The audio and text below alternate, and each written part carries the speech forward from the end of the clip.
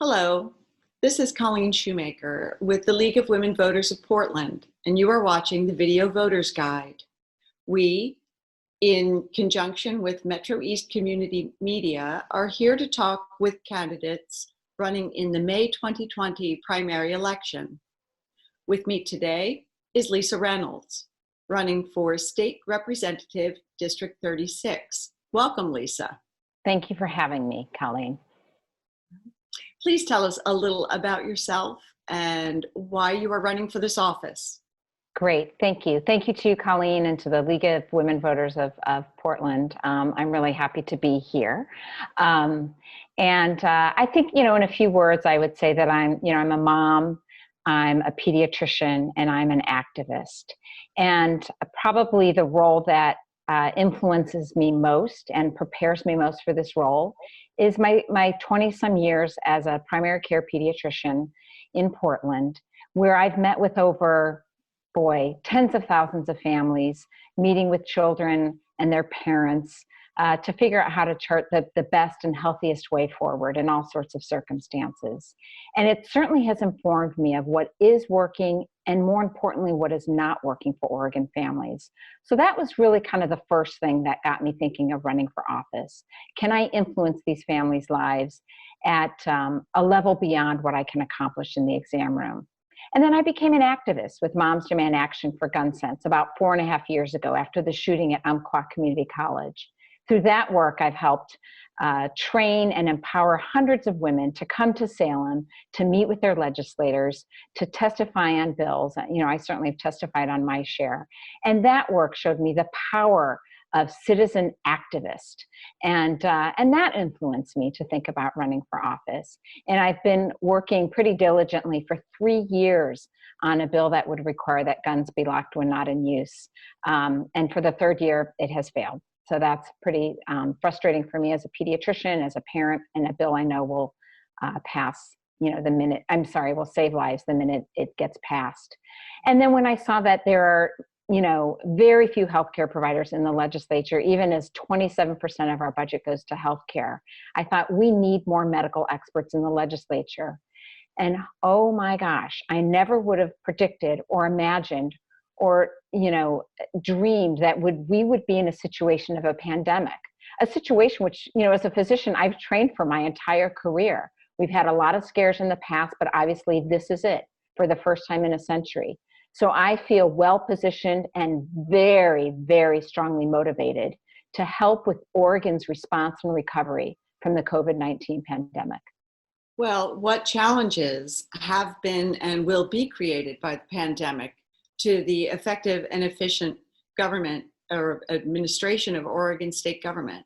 And how do you propose to meet those challenges? Yeah, make no mistake, every aspect of government, of personal, of private, of public life is going to be dependent on where we are in this pandemic. So obviously the first big challenge is what is the best way to save lives? And Oregon's done a pretty good job on it. I will say as it was unfolding, it all felt a little slower than I would have liked. But obviously the proof is in the pudding.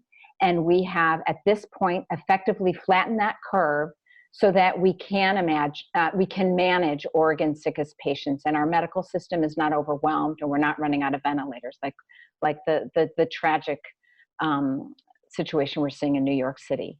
So we've passed that first test, and I'm really, really grateful. And I think the West Coast has clearly been a leader. The next huge step, and I know Governor Brown's speaking, I think as you and I are talking, is the plan for reopening our society. And that requires several things to consider. First, the safety of Oregonians is the very first thing, and it's why we have shut down our society, our businesses, our schools. How do we reopen those in a way that still maintains safety for Oregonians? We certainly need widespread testing, which has been frustratingly lacking in the state. Testing for both presence of the virus as well as signals of immunity to the virus through antibodies. We need a treatment for COVID-19. I'm a little skeptical about that because we have not been able to find a treatment for viruses like this in the past. And then we need a vaccine. So those are the things that absolutely have to happen before we get back to business as usual. But I'm hoping that some interim steps will help us with some economic recovery. We are on pace for an economic downturn not seen since the Great Depression. Thank you. I'd like to shift gears here.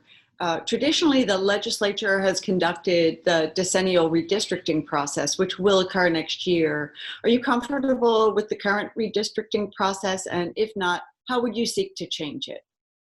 Well, I was at a League of Women Voters meeting about a year ago, where your plan was offered. A panel of 12 Oregonians from 4 Republicans, 4 Democrats, and 4 who are either non-affiliated or third party. And I think that something like that really makes sense. I think that keeping it in the hands of the legislature will continue the divide between Republicans and Democrats. And I'd like to see a more well-rounded group of folks, citizens, drive that process. Okay.